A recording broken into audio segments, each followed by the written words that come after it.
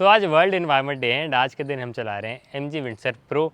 Environment day है, electric गाड़ी चला रहा हूँ और थोड़ा कॉम्बिनेशन आपको समझ आ रहा होगा। सारी बातें करने वाले हैं इस गाड़ी के बारे में। अब ये जो विंडसर प्रो है इसके अंदर काफ़ी सारे चेंजेस हो गए हैं, तो वो पर्टिकुलरली इस वीडियो में बताऊंगा। एंड MG ने आज हमें मौका दिया है इन्वायरमेंट डे पे इस गाड़ी को चलाने का, तो जो भी थोड़ा बहुत मैं टाइम इसके साथ स्पेंड कर रहा हूँ, जो भी मेरे एक्सपीरियंसेस रहे हैं, वो सारी बातें आज की इस वीडियो में हम करेंगे। पहली बार आए थे चैनल पे, सब्सक्राइब कर लीजिएगा। मैं यहाँ पे गाड़ियों की वीडियोस लेकर आता हूँ। अब आइए देखते हैं विंडसर प्रो में क्या क्या चीज़ें नई आई हैं। कोई भी डिज़ाइन में, गाड़ी के एस्थेटिक में कोई चेंज नहीं मिलेगा। एक ये नया कलर आ गया है, वो ज़रूर आपको जो है वो दिखने को मिलेगा और ये कलर अच्छा लग रहा है गाड़ी के ऊपर। पता नहीं क्यों मेरे को इस कलर में ये गाड़ी ज़्यादा अच्छी लग रही है। इससे पहले आपने विंडसर की वीडियो मेरे चैनल पे देखी थी, मेरे पास आई थी टेस्ट कार जो थी वो वाइट कलर में थी एंड वो 38 किलोवाट आवर वाला जो इनका बैटरी पैक है छोटा वाला, वो वाला पर्टिकुलर मॉडल था। अभी मैं इसको चला रहा हूँ, रेंज बढ़ गया है। अब बैटरी पैक बढ़ने से क्या हो गया है कि रेंज गाड़ी ज़्यादा देगी। 52.9 किलोवाट आवर का इसमें बैटरी पैक आ गया है। पावर फिगर सेम है, मोटर कोई चेंजेस नहीं हुए हैं, तो आपको ऐसा नहीं है कि लाइक पावर ज़्यादा मिलेगा, पिकअप ज़्यादा मिलेगा, क्योंकि पहले भी जो है वो अच्छी खासी रिसेंट पावर थी इसमें एंड वो अभी भी जो है वो सेम ही रहने वाली है। एंड फ्रंट में ऐसा सच कुछ है नहीं जो मेरे को आपको दिखाना हो। ये MG का लोगो जो है ये इल्यूमिनेटेड है, आपको मैं पुराने शॉट्स दिखा दूँगा। अब जो मेजर चेंज दिखेगा आपको वो साइड प्रोफाइल में दिखेगा।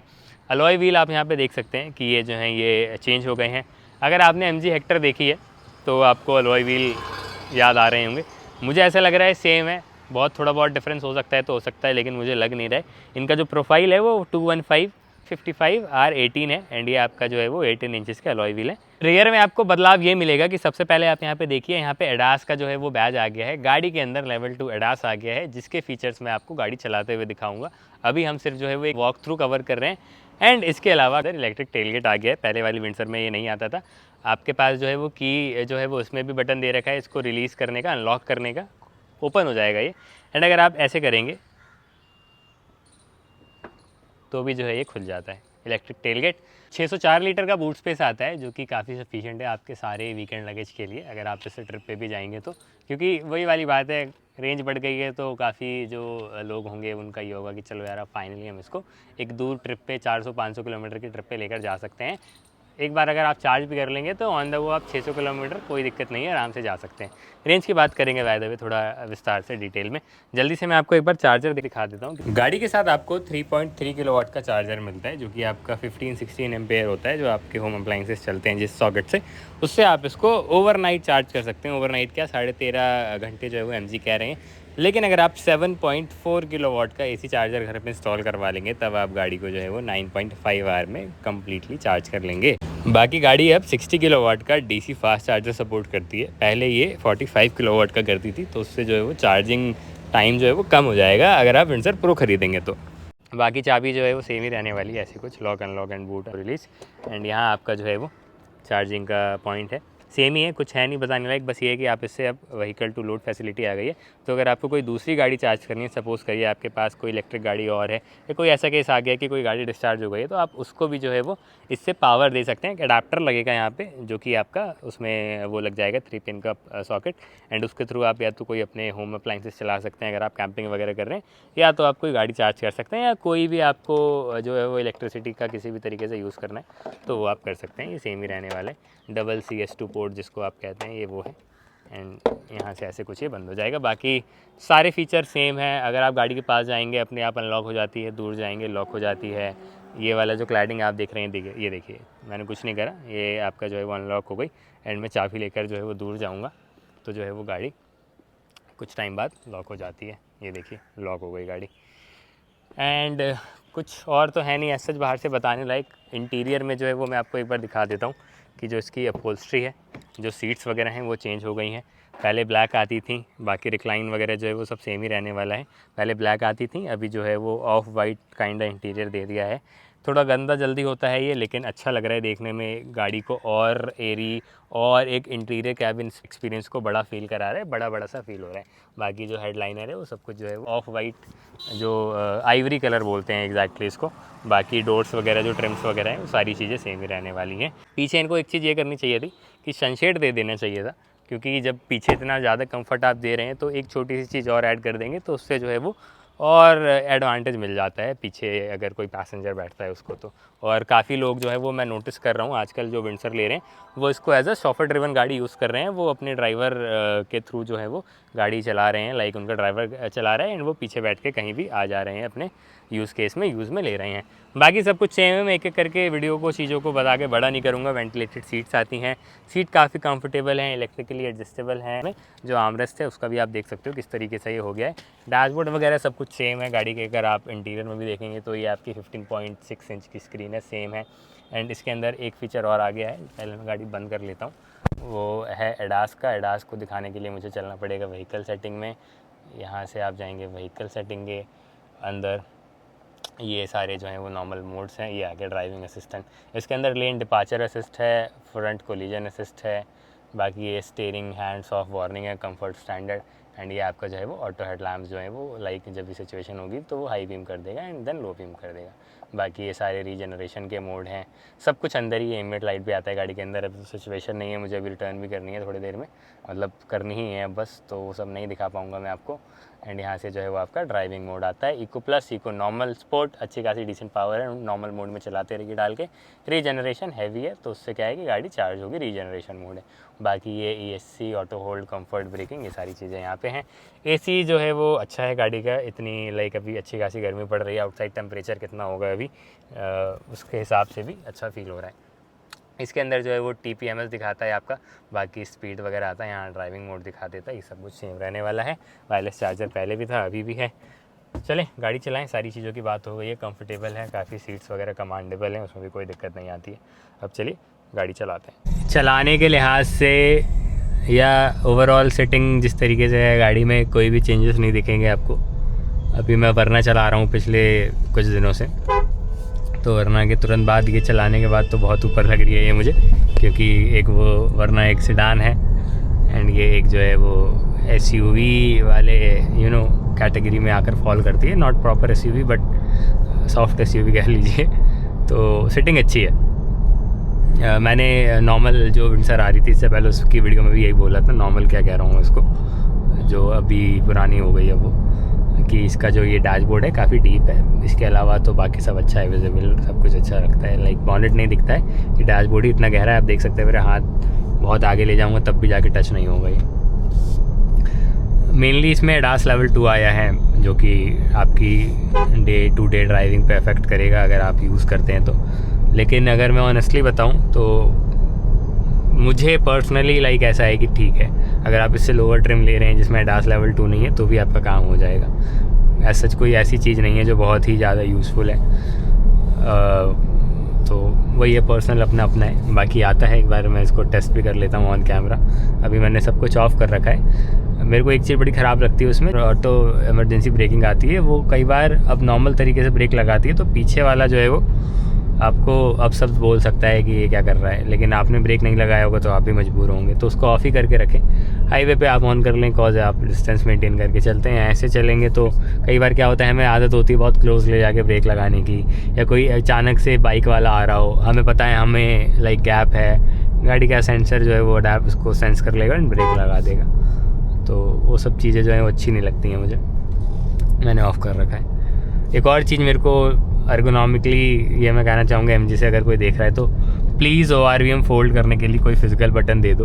अभी मैं करोल बाग के अंदर गया था, एकदम मेन मार्केट है जो जहाँ पे सबसे ज़्यादा कंजेशन होता है, तो ऐसी सिचुएशन आती है आपको फ्रीक्वेंटली मिरर्स फोल्ड करने पड़ते हैं, कॉज वही हैं गाड़ियाँ उस तरीके से नहीं लाइक जा पाती हैं तो लगी रहती हैं रोड पे। तो आप बार बार यहाँ आपका हाथ जाएगा, ये है आई थिंक, ये भी नहीं है, ये एडजस्ट करने के लिए व्हीकल सेटिंग में होना चाहिए, तो फिर आपको उससे फोल्ड करना पड़ेगा। फिजिकल बटन है, आपने तुरंत एक हाथ लगाया वो फोल्ड हो गया। अब ऐसे आप स्क्रीन में जाएंगे, इतने में बगल वाला भी कहेगा भाई क्या कर रहा है, निकाल ले, और नहीं तो फिर वही है कि वो उसका कॉर्नर है, हल्का फुल्का इधर उधर लगता है। लेकिन कई ऐसी सिचुएशन आती हैं, जो लोग टाइट स्पेसेस में रहते हैं वो शायद ज़्यादा रिलेट कर पाएँ मेरे इस स्टेटमेंट से। अब देखो मुझे ढूंढना पड़ रहा है मेरे को, हालांकि मैंने चलाई है 2-4 दिन पहले भी, 3 दिन, बट फिर भी मेरे को याद करना पड़ रहा है, कॉज सब कुछ इसी के अंदर है। ट्रिप रीसेट से लेके ये आपका टेल गेट, ये सनशेड वगैरह सब कुछ यहीं से जो है वो होता है। इंडिकेटर बंद कर देते हैं। हाँ, ये तो आपके सारी ड्राइविंग मोड हैं। ये है ड्राइविंग असिस्टेंट। अब ये क्या हो रहा है, अगर मैं इग्निशन बंद कर रहा हूँ, जैसे मैंने इसको ऑफ़ कर दिया, गाड़ी बंद हो गई, उतरा मैं, दोबारा बैठा तो ऑन हो जा रहा है। ऐसा कर दीजिए कि जब तक मैं ना चाहूँ खुद से ना ऑन करना, ये ऑफ़ ही रहे। ये ना हो कि इग्निशन बंद है, गाड़ी बंद हुई फिर ऑन हो जाए, मतलब बार बार मुझे ऑफ़ करना पड़े, क्योंकि नहीं चाहिए अभी मेरे को वैसा वाला है। जब चाहिए होगा मैं खुद ऑन कर लूँगा। तो ये ऑन है अभी। बाकी एडाप्टिव क्रूज़ कंट्रोल भी आता है। अब एडाप्टिव क्रूज़ कंट्रोल टेस्ट करने का जो है वो एक अच्छा यहाँ पे ये हो गया, एडाप्टिव क्रूज़ कंट्रोल ऑन। बस कुछ नहीं करना है, ड्राइव सिलेक्टर को नीचे करना है एंड ये जो है ये लग गया है। 42 पे सेट है। देखो करना चाहिए। बीप आई है, बीप दे रहा है क्या? हाँ कर रहा है, कर रहा है।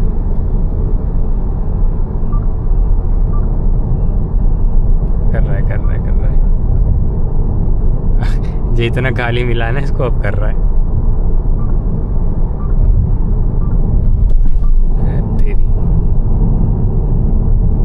चलो ठीक है, इट्स वर्किंग। एक्सेलरेशन वगैरह अच्छा है, पावर फिगर सेम है, एक्सेलरेशन अच्छा है। अभी ये नॉर्मल मोड में चल रही है। अगर आप इसको लाइक आपको थोड़ा और पावर चाहिए तो आप इसको स्पोर्ट मोड में भी चला सकते हैं। एग्रेसिव हो जाती है स्पोर्ट मोड में ये। अभी रोड सिचुएशन है नहीं ऐसे चलाने की, ना ही हमें मिली। अभी पिछले हम 3-4 घंटे से 5 घंटे से इसको चला रहे हैं, तो अच्छा है। लाइक अगर आपको ऐसे चलानी है तो आप इको में भी चला सकते हैं कि आपकी रेंज जो है वो ज़्यादा ही निकल कर आएगी, क्योंकि ऐसे में आप कहाँ ही एक्सेलरेट कर पाएंगे। हाँ कभी कभार फ़न के लिए आपने लगा लिया, वही वाली बात है।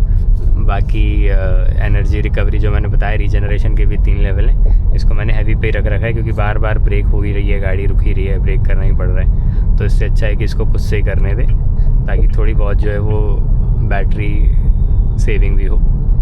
एंड इको मोड है एंड इको प्लस है। इको प्लस में 82 किलोमीटर की स्पीड हो जाती है टॉप स्पीड। इको में थोड़ी सी और फास्ट हो जाती है, एंड मतलब टॉप स्पीड पे भी थोड़ा बहुत फ़र्क आता है अलग अलग मोड्स में। बस थोड़ा वही है कि काफ़ी कुछ जो है ना, काफ़ी कुछ क्या, मोस्टली सारी चीज़ें स्क्रीन के अंदर ही हैं, तो कुछ कुछ चीज़ों के फिज़िकल कंट्रोल दे देने चाहिए थे MG को। और वही वाली बात, अगर आप एकदम से जंप करेंगे इस गाड़ी के ऊपर तो थोड़ा सा समझने में आपको टाइम लग जाएगा, क्योंकि सब कुछ काफ़ी अलग सा है, कन्वेंशनल वे में नहीं है जैसी चीज़ें होती हैं गाड़ियों में।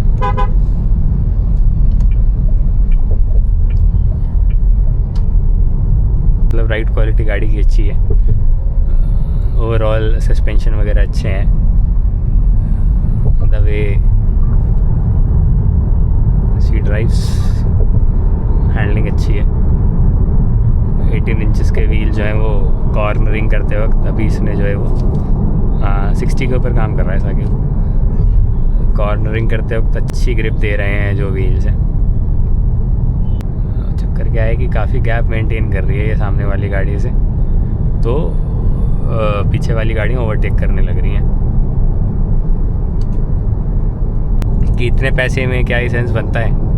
तो आपको पता है MG के अभी रीसेंट सेल फिगर्स इसको लेके टॉप सेलिंग SUV में आ गई है अभी, एंड अच्छा जो है वो इसको रिस्पांस मिल रहा है मार्केट से, क्योंकि वैल्यू फॉर मनी प्रोडक्ट है। अगर आप स्पेशली इसका लोअर ट्रिम ख़रीद लें जिसमें आपको कुछ फीचर्स नहीं मिलेंगे, तो आप जो है वो काफ़ी एक अच्छी डील क्रैक कर लेंगे, वही वाली बात है। एंड मैंने बताया कि अगर आपको एडास वगैरह नहीं चाहिए तो आप लोअर वेरिएंट्स ही लें, मैं सजेस्ट करूँगा। बाकी तो आपका ये पर्सनल चॉइस है कि आपको क्या चाहिए एग्जैक्टली। सिटिंग वगैरह कंफर्टेबल है। अगर आप फ्रीक्वेंटली पेरेंट्स के साथ ट्रैवल करते हैं, फैमिली को लेकर ट्रैवल करते हैं, रेयर सीट यूज़ करना ज़्यादा होता है, तब तो और अच्छा हो जाएगा आपके लिए, एक प्लस पॉइंट है। क्योंकि कैबिन स्पेस जो है वो अच्छा है काफ़ी। इतना कैबिन स्पेस आपको क्रेटा EV में नहीं मिलेगा, नेक्सॉन EV में नहीं मिलेगा, कर्व EV में नहीं मिलेगा।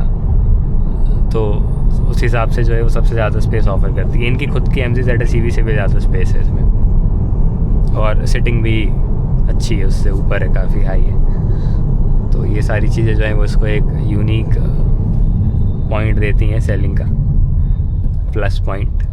MG इसको battery as a subscription programme के अंदर भी सेल कर रहे हैं। 4.5 रुपये पर किलोमीटर के अंडर आप इसको बैटरी को सब्सक्राइब कर सकते हैं, एंड उसमें कुछ कुछ आपको बेनिफिट मिल जाते हैं, जैसे कि बाय बैक गारंटी है, एंड अगर आपको कल को बैटरी में कोई दिक्कत आती है तो उसको MG free of cost replace करेगी, क्योंकि वो बैटरी एक्सक्लूसिव रहेगी आपकी गाड़ी के प्राइस से, तो MG की ही रहेगी बैटरी आप बस रेंट कर रहे हैं।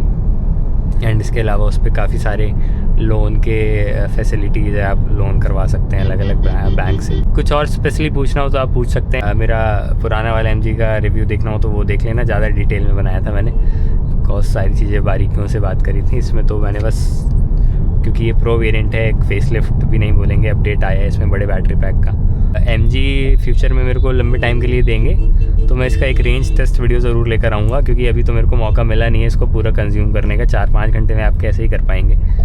तो 90% पे मैं लेकर निकला था इसको, MG के जो गुड़गांव में इनका ऑफिस है, एंड अभी 60% हो गई है। 254 किलोमीटर रेंज अभी भी लेफ़्ट है। बट मेरी कैलकुलेशन ये कहती है कि अगर आप इसको बहुत आराम से तमीज़ से चलाएंगे तो 350 से 400 किलोमीटर के बीच में ये रेंज आपको दे देगी।